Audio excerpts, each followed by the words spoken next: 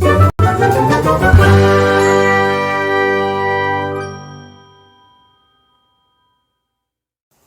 friends! Welcome back to my channel. So this is part of Ada, and for this video, as you can tell, I'm surrounded by books. They're all in different piles, and I'm kind of doing the 5-star audit, but I'm doing it slightly different. A lot of people just put it on the screen and talk their way through it. I thought it would be really fun if I got all the 5 stars off my shelves and that we talk and analyze why they're 5 stars. So I have put them all in their own piles so that we can kind of just see why I tend to like books. Now, some of these books could fit into more than one category, but I put them in their whatever category I put them in because that's the one that made the most sense. If I can think of any other categories that they fit into, I will let you know when I hold them up and talk about them. So I just thought this would be a fun way to analyze what kind of books I give 5 stars to. And I think it'll be a lot of fun. I'm going to address something though. My hair's short in this video, in tomorrow's video, where I do a 5-star predictions based on this video. My hair's longer. It's before I got it cut. But here's what happened. I had already filmed this earlier this week, and I went back to edit it, and I didn't really like how it came out. So I decided that I would redo this video. But I got a haircut yesterday, so now you're going to be able to tell that that other video was filmed first. But I hope that makes sense. Anyway, let's just jump right in. I guess we can go, let's go this way. So this first stack right here is a fairly decent sized stack, and the reason that I think these particular books are 5 stars are because of the characters. Like, these are some of the most memorable characters I have ever read from. You can also take this as a recommendation video. I think it might be slightly longer than a lot of my recommendation videos, but that's okay. I'm here to help you if you need some recommendations. So the first one for most memorable characters is Where the Red Fern Grows by Wilson Rawls. I just love this book full-heartedly. I think I read it for the first time in 5th grade, and I just love Billy and Old Dan and Little Ann. Yeah. So this follows Billy in the Great Depression, I think. And he worked so hard so that he could get 2 hunting hounds named Little Ann and Old Dan. And this is just perfect. I love the relationship between the kid and the dogs, and Billy just always speaks to my soul. And like, this one also could fit into the category that we have coming up, which is made me cry, because I cry every single time that I read this book. I think those are the 2 spots that this one, I mean, I had fun with this, and there is one section that is about just having fun with a book. So this one hits all the bullet points for me. Then another character of mine that I just fell in love with was Pip from A Good Girl's Guide to Murder by Holly Jackson. I don't read a ton of young adult anymore, but Pip was so freaking lovable, and yes, does she make dumb decisions? Of course. Do I have to suspend my disbelief for a good chunk of this book? For sure. Do I care? Not at all. Pip is just so lovable and so curious, and she just wants to investigate the murder of Andy. Because Andy died. Andy was murdered, and they think that Sal committed this murder, and then he killed himself, but Pip doesn't believe that that's what happened, so she's investigating on her own, and it was just a lot of fun. The first book is definitely my favorite, then the third one, and the second one shouldn't exist. Just so you know. Then, Isabel. From All the Dangerous Things by Stacey Willingham. Isabel is the type of mom that I want to be someday. I know that sounds weird, but she has been fighting for her life and for her son Mason's life, because Mason was kidnapped a year ago tomorrow. And she has not given up hope that he's still alive. And she is kind of a badass. She's a badass character to be in her perspective. And just the fact that she's still fighting, trying to figure out what happened to her son, even while her marriage and her career are going down the tubes, is just so empowering for me. And so I loved her. I loved this book. This one could also just be had a good time. But loved the character. And then I absolutely love Shay from The Last Housewife by Ashley Winstead. This one I would not recommend to everyone. Please check all the triggers. This one's the most disturbing book I've ever read.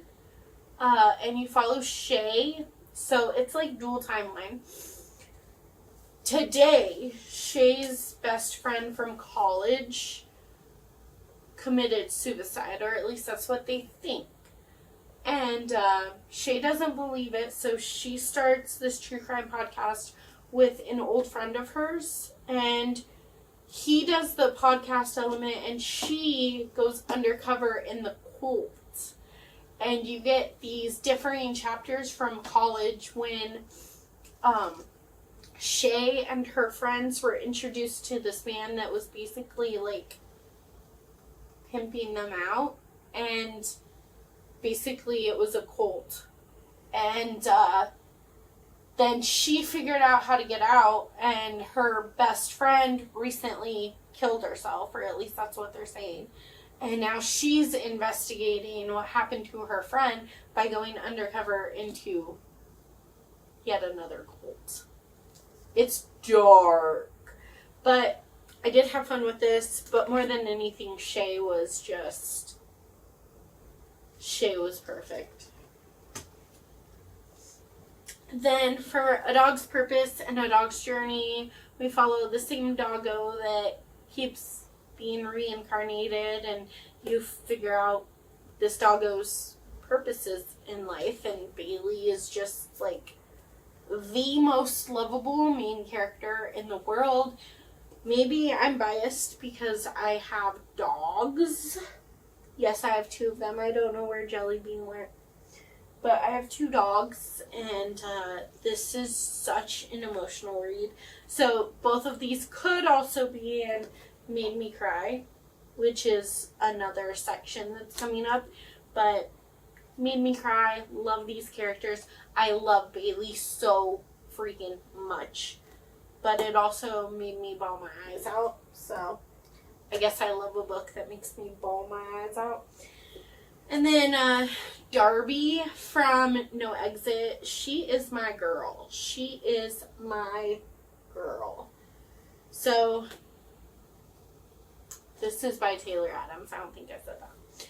Darby is going home to see her mom in Utah. She's driving through Denver, and there's lots of snow on the ground because it's right after Christmas. And she has to pull over in this rest area where there are cars there already, and so people are inside the rest area trying to wait out the storm. When she gets out of the car and looks into the car next to hers, she sees a child in a cage. And she has to decide if she is going to help that said kid or mind her own business. And Darby is just not one to mind her own business. So this is such a fun, terrifying adventure. This is probably the most terrifying book I've ever read.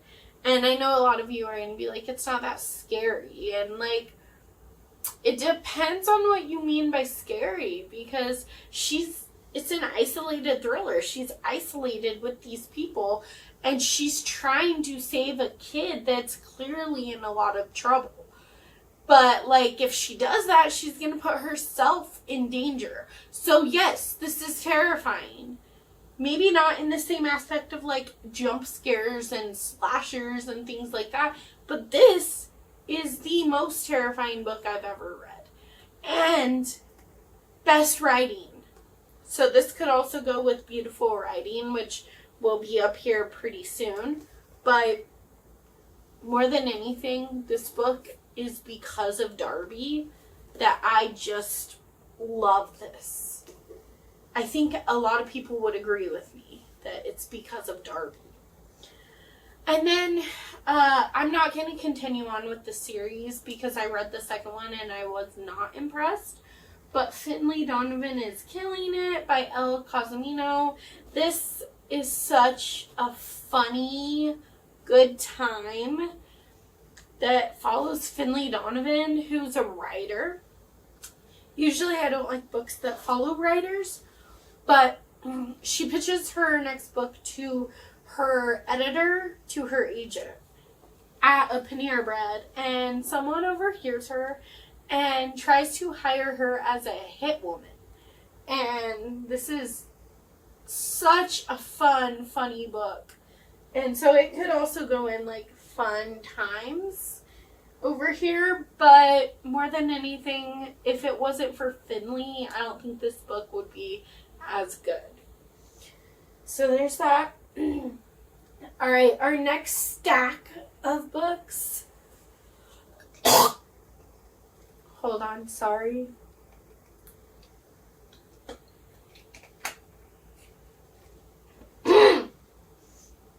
Okay.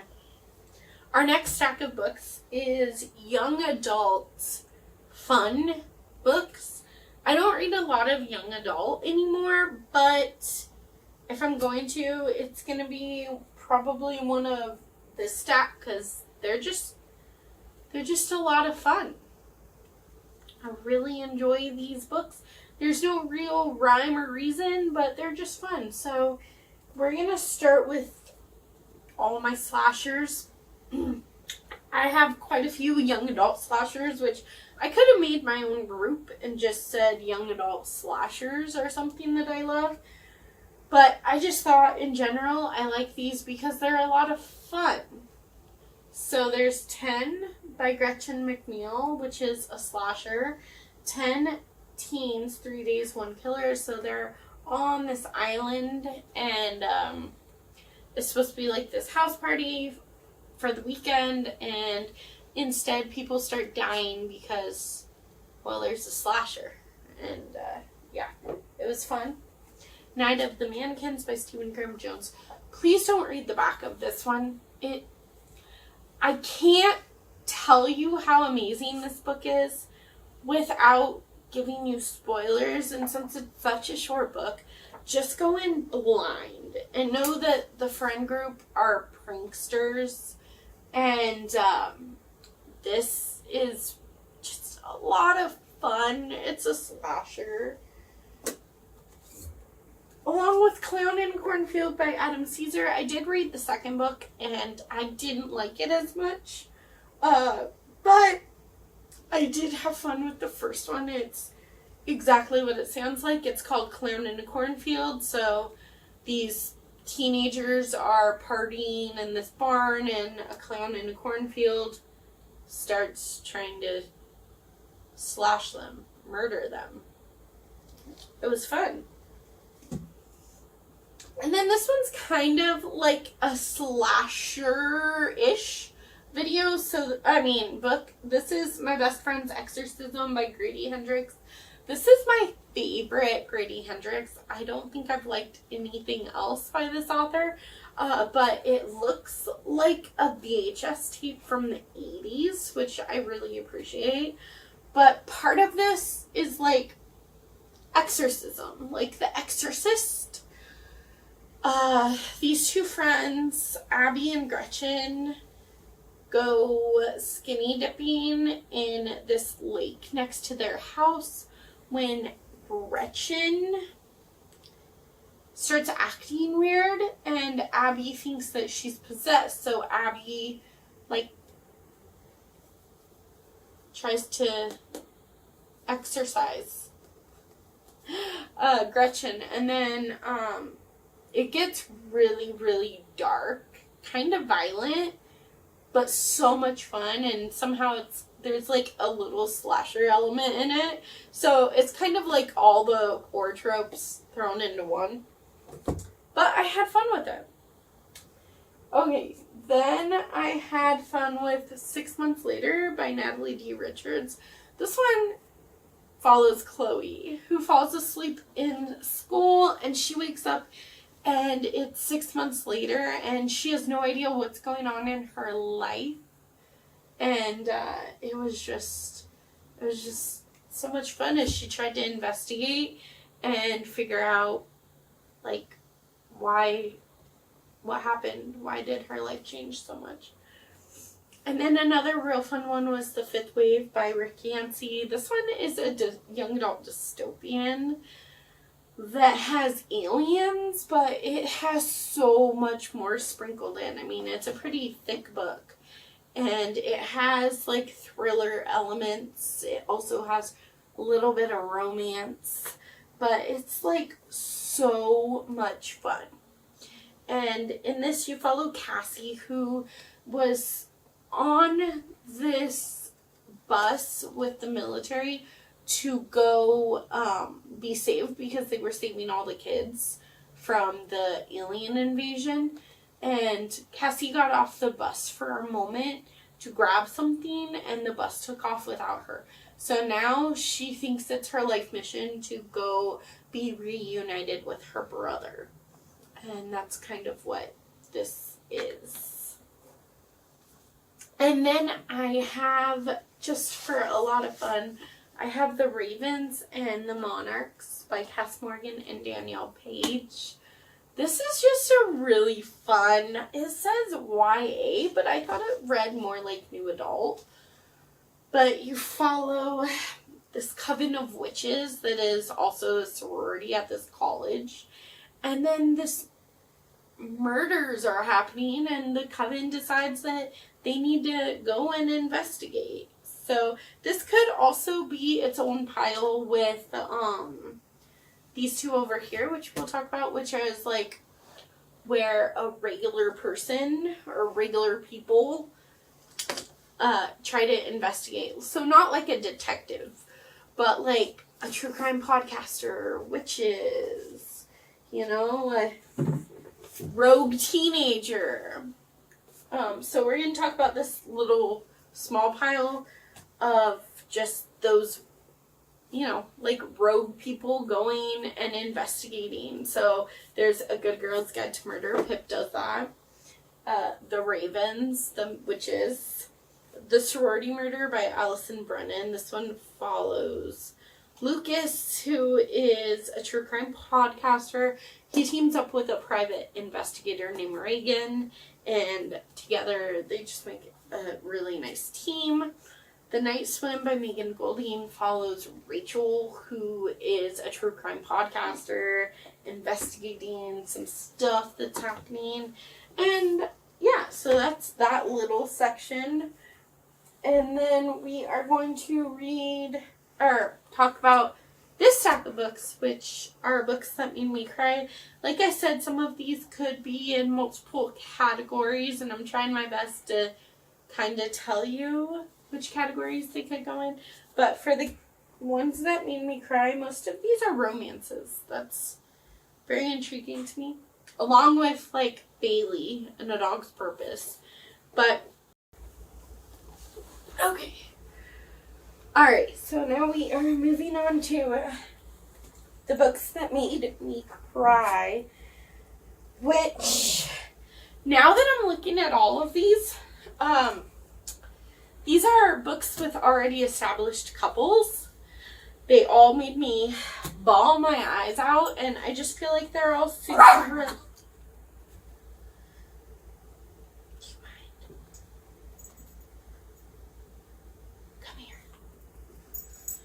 They're all just super relatable. So, let's do this. We'll start with You Deserve Each Other by Sarah Hoggle. In this one, you follow Naomi and Nicholas, who are engaged to get married.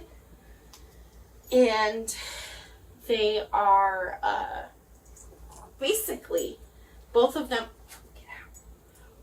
want out of the wedding, but neither of them wants to pay for this wedding, so they both are trying to, like, make the other person break up with them first. And through that, they end up falling back in love. But it was funny and really, really cute. Made me cry. But more than that, it felt kind of prank war. Like, it felt like a prank war. And for a while, me and my husband were trying to do the whole prank war thing for YouTube, but it didn't work out because it's just... I don't know if you know this or not, but a lot of those prank wars are staged for funsies. But this was really... just made me cry. A lot. Well, maybe not a lot, but it made me cry. And it was really funny. And it was just a fun time. Then I have Do I Know You by Emily Weberly and Austin Sigma Broca. They are a married couple in real life that write romance together. This follows Eliza and Graham, who are married. They've been married for like 5 years. It's their 5-year wedding anniversary. And there was a mix-up at the hotel. So Graham's mom sends them on like a anniversary trip, and it's on this beach, and somehow something goes wrong, and the hotel has 2 rooms for them. So instead of saying, oh, it's a mistake, and staying in the same room, they haven't been getting along for quite some time now, so they decide to have separate rooms. And when they meet up at the bar, Graham is already talking to a man named David. And David introduces Eliza and Graham as if they don't know each other. And neither of them, like, says the truth. So that entire weekend that they're on their trip, they are fake dating. And fake dating is one of my favorite things. So let me tell you how sweet this was. It was just so confetti sugar sweet, but it was also really, like, emotional for me. I think I have an emotional time with already established couples because I've been with Patrick for so long, so I just connect to it. It makes it very relatable for me.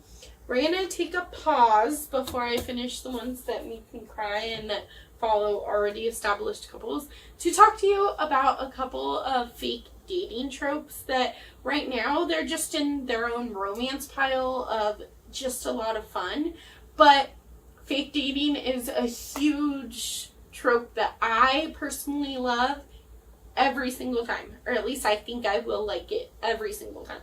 Some of my favorites are The Ex Talk by Rachel Lindholm, and this one follows these two, I don't remember, Shay and Dominic. And they are co-hosts of this radio show in Seattle. And they they pitch a show to their producers about, like, the X Talk, where they have to find some exes who are gonna banter on air because, you know, they're trying to boost their ratings. They can't afford to hire actual exes, so they have to pretend, Shay and Dominic have to pretend to be exes. So it's kind of like fake dating, but in a different way. This one was also just in the had fun reading pile. And another had fun reading pile that's fake dating, or like some kind of fake dating, is The Unhoneymooners by Christina Lauren. This follows Olive and Ethan, who are, Olive's twin sister gets married to Ethan's brother. And everyone in the wedding, except for Olive and Ethan, get food poisoning. Because Ethan won't eat at a buffet, and Olive is allergic to shellfish. So then Olive's twin sister's like, okay, well, I have a non-refundable Hawaii trip for my honeymoon, so you should go on it. What she doesn't know is that the groom, the new husband, gave his part of the trip to his brother, and they hate each other. So I also really love Hate to Love. One of my favorite things ever. But they have to go on this honeymoon and pretend that they're newlyweds. So that's like the fake dating, fake married trope. And it was just so cute. I love the banter in here. And this book just makes me feel good. And I laughed in this book. And I don't laugh a lot when I read. Alright, the next fake dating trope is The Kiss Quotient by Helen Wong. This follows Stella, who is on the spectrum, which is another thing that I love, but I haven't read enough of them to recommend you any. But she's on the spectrum, and she thinks her life is perfect except for her relationship, because she doesn't have one, and she thinks that she's awkward and things like that on a date.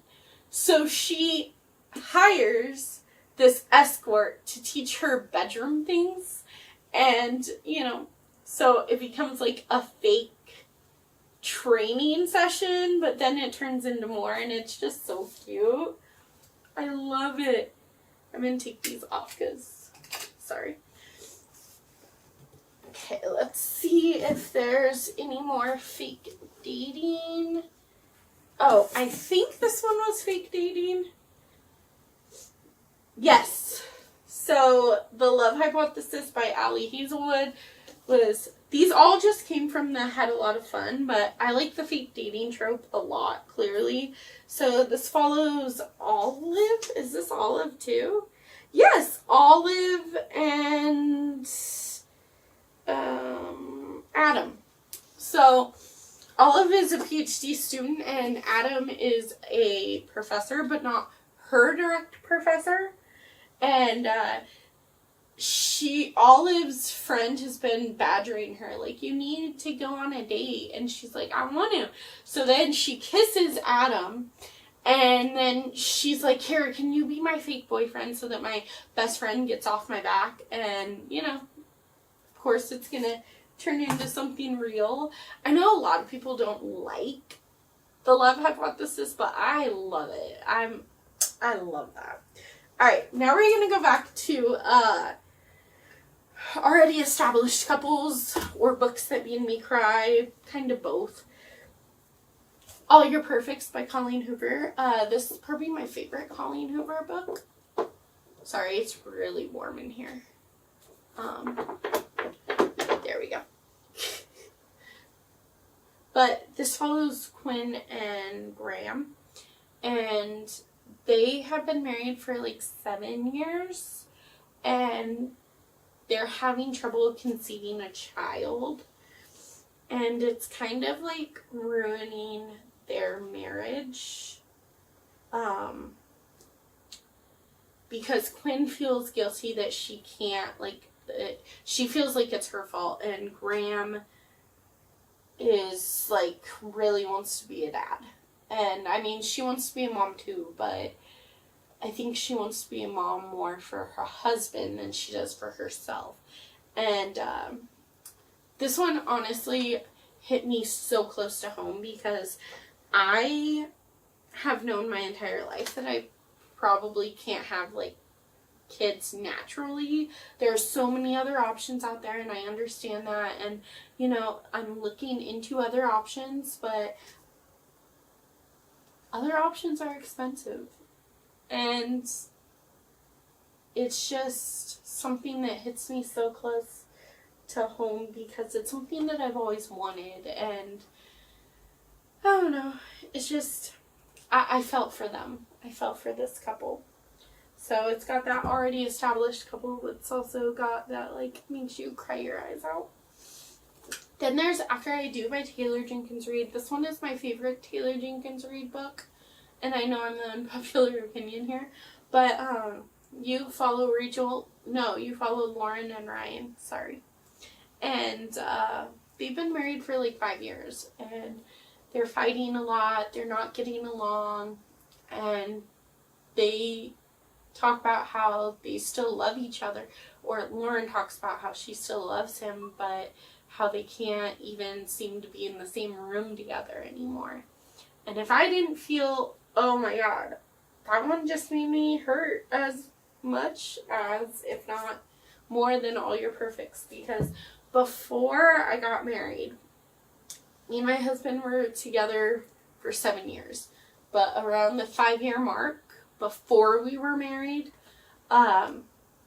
we had a real hard year, and I really didn't think we were going to make it. I thought it was the end of us, and this one just, like, really, really spoke to that part of me, because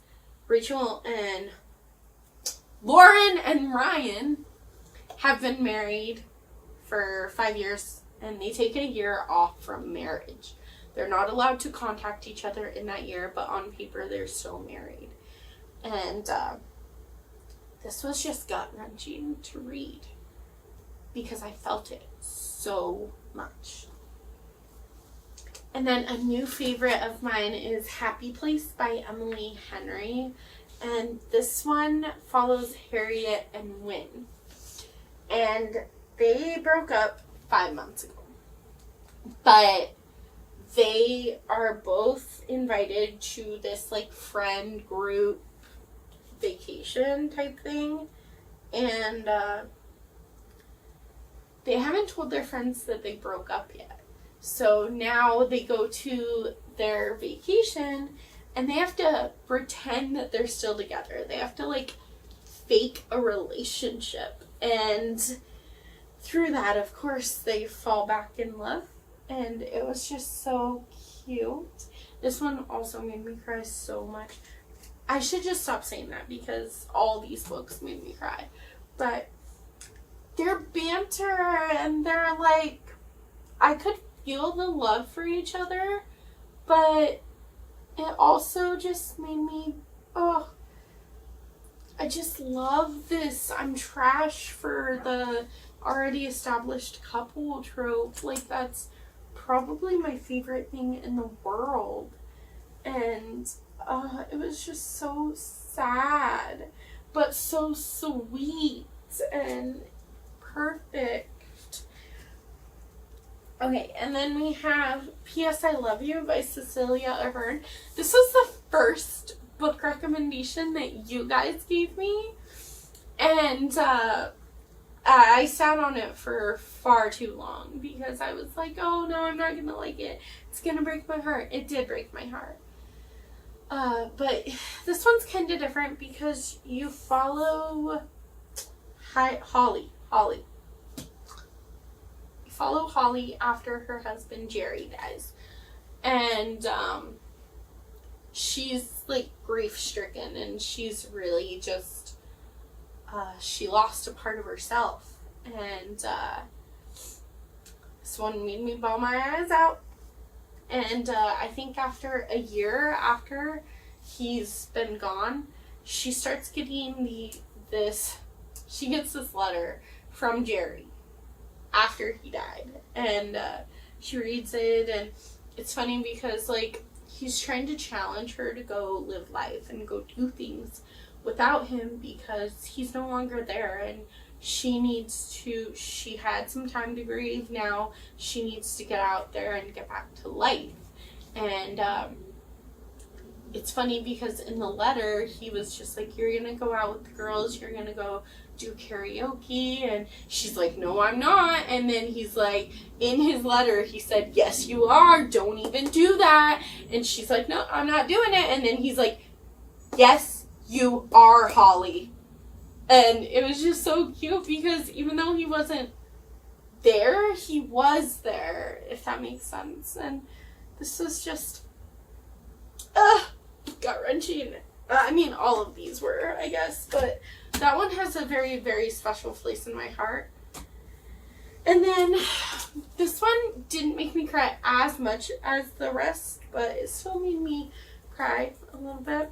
This is Before I Let Go by Kennedy Ryan. It has the already established couple of Josiah and Yasmin. Yasmin is her name. And they've been divorced for 2 years, but they're still trying to navigate how to run a restaurant and co-parent their kids together, even though they're not together. And it's very mundane and very slow, this book, but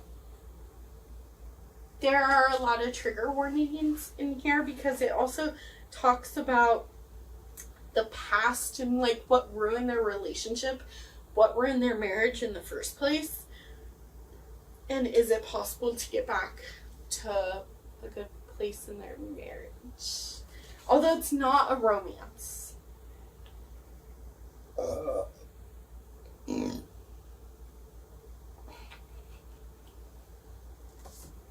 Okay, this next little stack is like the best plot twists. I obviously can't tell you what the plot twist is, so I'm just going to quickly go through what the book is. I'm not even going to tell you anything about it. So there's One Was Lost by Natalie D. Richards, The Turn of the Key by Ruth Blair, The Silent Patient by Alex Michaelides, and Pretty Little Wife by Darby Kane. Now, this next stack, let's see, what is this one?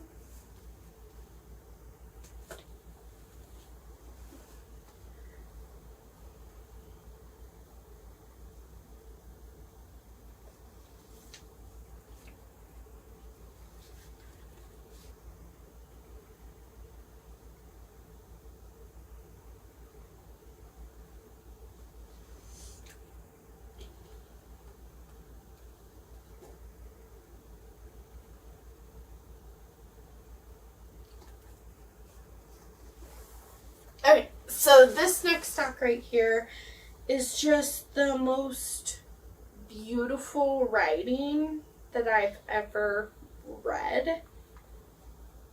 Like, these are simply just beautiful books. So there's The Cabin at the End of the World by Paul Tremblay. This follows Wynne and her two dads, Eric and Andrew. Eric and Andrew are inside this cabin because they all went camping together, and Wynne is playing out in the front yard. When this mysterious man approaches Wynne, and he says, oh, don't worry, I'm not here to hurt you, I'm your friend. But she runs inside, and like 4 or 5 people start pounding on the cabin door, and they say, you have to make this decision. It's not an easy decision, but the fate of the world is in your hands. And I can't tell you any more than that, but this is absolutely gut-wrenching. This one made me sob my eyes out, but it's also one of the most beautiful books I've ever read. Along with Miracle Creek by Angie Kim, which is a legal thriller in which this boy named Henry, who is on the autism spectrum, died in a fire in this submarine, which is this experimental drug facility for people with autism. And there's so many layers to the story. This one also made me sob my eyes out. But there's so many layers because there's like protesters who don't believe in, like I was saying, this has so many layers because there's protesters who are against you changing your child who has autism. There's you start off with the mom of Henry being on trial, being on the stand to defend herself, because everyone thinks that she murdered her son on purpose. And this was just so, I mean, all these books are just beautiful. They're perfect. I can't say anything bad about them. This one hit me so close to home that I did cry. Another one that made me cry was We Spread by Anne Breed. This one follows Penny, who is aging, and she's getting older. She's losing her memories, and she's losing who she is. She talks about how back in the day she used to go dancing, and she used to read books, and she used to do all these things, and that used to be who she thought she was. But now she doesn't do any of that because she's older, and she just naps a lot, and she ends up going to this nursing home, but it's like a really fancy rich person nursing home.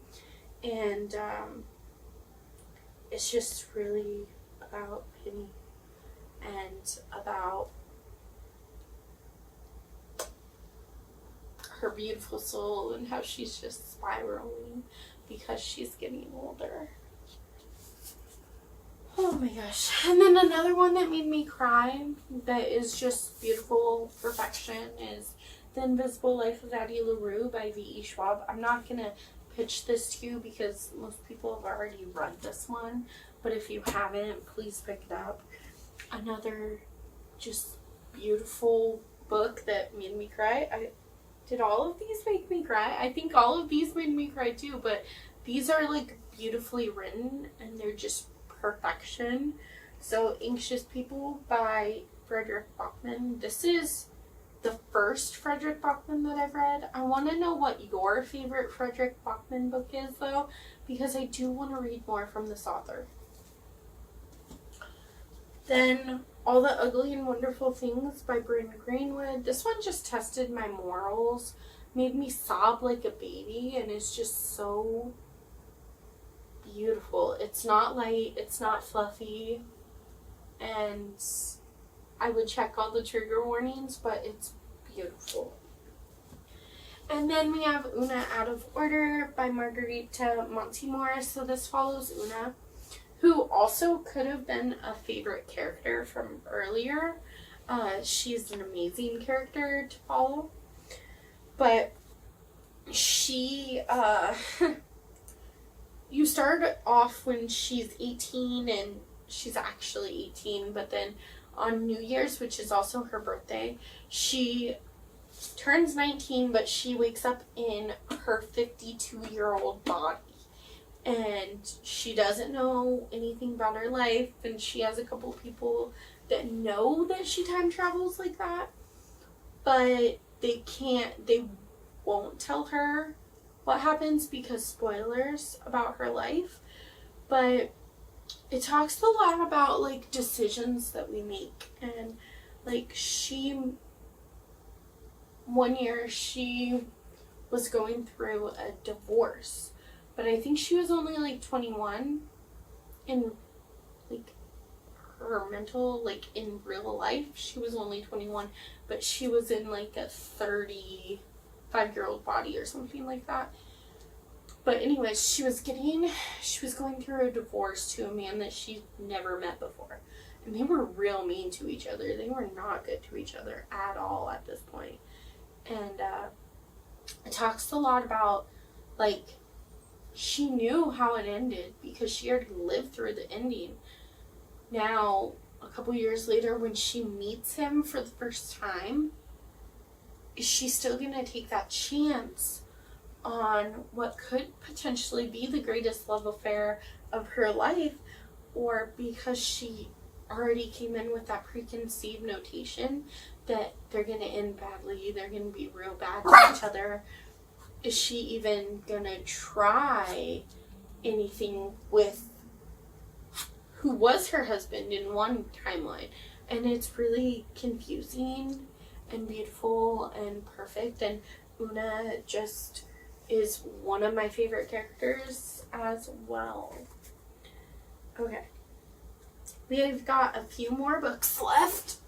I'm going to try and save Bella because Jelly Bean keeps bothering her. So, are you going to be a good boy?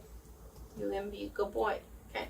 So, this next stack of thrillers, I think they're all thrillers. They are. They're all just very clever thrillers, and I can't really tell you why. They're not like I already gave you plot twists, but these are just clever. Most of them are clever in the way they're written, but some are clever in plot or character. And I'm not really going to tell you anything about these books either. I'm just going to hold them up and tell you the name and the author. I might tell you why they're clever. Is it character, plot, or just in writing? So, first we have For Your Own Good by Samantha Downing. This is clever in character choice.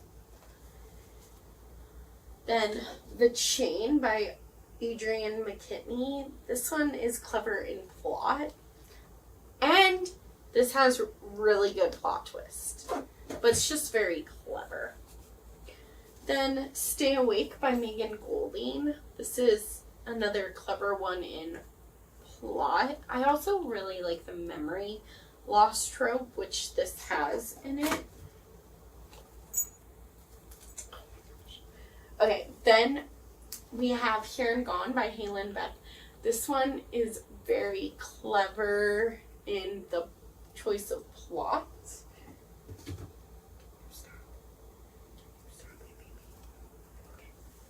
Then They Never Learn by Lane Fargo is clever in character choice. The Push by Ashley Audrey, and I'm sure everyone's already read this book, but it was just a clever book all around. I really enjoyed all of these books. Then The Last Word by Taylor Adams. This one's just clever in terms of plot and writing choice, and in terms of what's going on. So this one I will give you some context. He wrote No Exit, which everyone loved, including me. I already talked about it. But then he wrote Hairpin Bridge, and everyone hated that book, including me. Then he wrote The Last Word by Taylor Adams, and it's about this woman who gives an author a bad review of a book. But, she goes over the top on how bad and nasty the review is, for one. And for two, the author goes, kind of psycho and, stalks her and tries to hurt her real bad. But it's clever because he got such bad reviews on his last book. So why not, spin into that? And the writing in here, some of it is not that good. So I wonder if that was, on purpose. Or if, I don't know. I don't know. But I had fun with it. I gave it 5 stars. I liked it. Then we have 2 more stacks left of, these are all just fun. So I have fun romance and fun thrillers. So I'll start with fun thrillers. The Sorority Murder by Allison Brennan. I'm not going to give you any context though. The Night Swim by Megan Golding, which we already talked about in the, investigator, but not, an actual detective. Then there's The Party by Lisa Hall, which could also go under plot twist that I didn't see coming. Then these ones were fun at the time, but I don't know if they would still be 5 stars. And that's The Golden Couple by Gare Hendricks, Sarah Peckman, and The Wife Between Us by Gare Hendricks and Sarah Peckman. I'm not sure if I would still consider them 5 stars. And then The Broken Girls by Simone St. James. She's the queen of dual timeline, just so you know. Then I have Final Girls, The Last Time I Lied, and Lock Every Door by Riley Sager. Final Girls is my first favorite, and I know that's an unpopular opinion. And then The Last Time I Lied, then Lock Every Door. I know everyone else really loves Lock Every Door as their favorite, but not me. Okay, and then these are just fun romances, so I'm just gonna tell you the name and the author. I'm not really gonna pitch them to you. But there's The Love Wager by Lynn Painter, which is the second in the Mr. Wrong Number series. This one's better than Mr. Wrong Number, though. Take a Hint, Downie Brown, and Get a Life, Chloe Brown. I also read Actor Age, Eve Brown. Eve Brown and Chloe Brown are my 2 favorites. Not Like the Movies by Carrie Winfrey. I also want to read Dating Tom Hanks, which is the first in the series. Then there's Betrayed by Emily Henry. Things We Never Got Over by Lucy Score. I'm not going to continue with the series. Well, I mean, I did. I read the second one. I didn't like it. Then there's Life's Too Short by Abby Jimenez. But if I'm being honest, any Abby Jimenez book is perfection. Josh and Hazel's Guide to Not Dating by Christina Lauren. This one was cute and fun. I mean, I guess all of them are. The Dating Dare by J.C. Lee. Love and Other Disasters. This is a cooking competition show. So they're rivals, but then they fall in love. And London is non-binary. Right? Non-binary. Yep. And then the last one is The Simple Wild by K.A. Tucker. This one is a very layered romance, so it's not just like fun and heartwarming. This one made me cry. There's a lot going on. So you have the romance, which is at the core of this video, but it's more like Calla is trying to get to know her father, because her father is sick with cancer and she wants to get to know him before he dies. But then there's also this like hate to love romance between Jonah and Calla, and there's just a lot of stuff going on. It's very slow burn, and I just absolutely love this book. So I hope you enjoyed this recommendation video, kind of 5-star audit type of thing. Don't forget to like this video and subscribe to my channel. I have both my puppos here. Can you see that Jelly Bean is here too? So tell me if you have any pets at home and their names. And let me know if you've read any of these books and if you liked any of them as much as I did. Or better, if I convinced you to read any of these, also put that in the comments below. Thank you. Bye. Oh, gosh. Oh, yeah. Oh, yeah. Oh, yeah. Oh. Oh, yeah. Okay, let's go. Let's go. Let's go. Let's go. Let's go. Let's go.